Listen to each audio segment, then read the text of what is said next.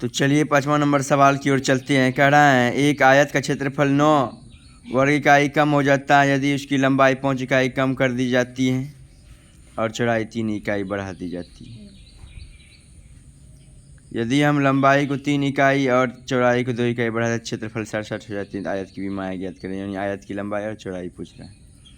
मान लीजिए आयत की लंबाई x है, चौड़ाई y, तो क्षेत्रफल क्या जाएगा, लंबाई गुना चौड़ाई यानी x इंटू वाई। मान लिया आयत की लंबाई x चौड़ाई y, तो क्षेत्रफल बराबर लंबाई गुना चौड़ाई x इंटू वाई। कह रहे हैं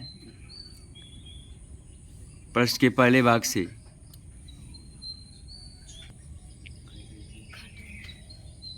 लंबाई 5 इकाई कम कर दी जाती है, चौड़ाई 3 इकाई बढ़ा दी जाती है, क्षेत्रफल 9 वर्ग इकाई कम हो जाती है, यानी x minus 5 into y plus 3 बराबर x वाई माइनस 9।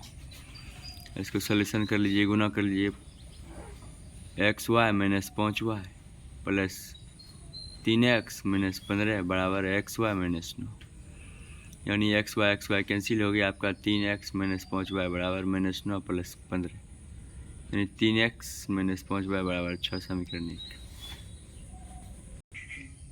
प्रश्न के दूसरे भाग से कह रहा है लंबाई 3 इकाई बढ़ा दी जाती है और चौड़ाई भी 2 इकाई बढ़ा तथा क्षेत्रफल 67 इकाई बढ़ जाती है। गुना कर लीजिए, x Y plus 3y plus 2x 3 दूना 6 बराबर कितना, एक्स वाई प्लस 67, यानी एक्स वाई कैंसिल हो गया आपका।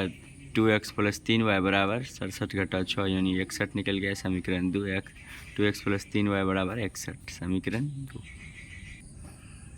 समीकरण 1 में 2 से गुना किया था, 2 में 3 से गुना कर घटा दी, y का मान 9 निकल गया आपका। y का मान समीकरण 1 में रख दिए तो x का मान 17 निकल गया, यानी लंबाई आपका हो गया कितना, 17 इकाई और चौड़ाई y बराबर 9 इकाई हो गया।